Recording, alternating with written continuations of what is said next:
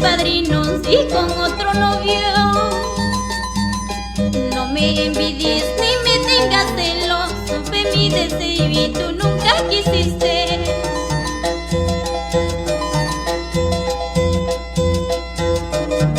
Si alguna vez piensas volver a mí, olvídate, porque lo nuestro ya terminó.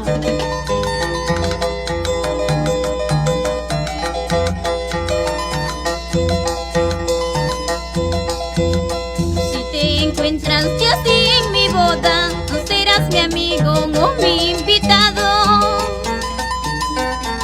Si te preguntan de nuestro pasado, ahí dirás que no me conoces. Cuando me vaya a mi luna de miel, regresarás solito a tu casa. Pero en tu mente siempre has de llevarme, porque yo fui tu amor primero. Cuando te hablaban de matrimonio, no entendías y siempre te negabas. Por favor te pido que pronto me olvides, porque lo nuestro todo ha terminado.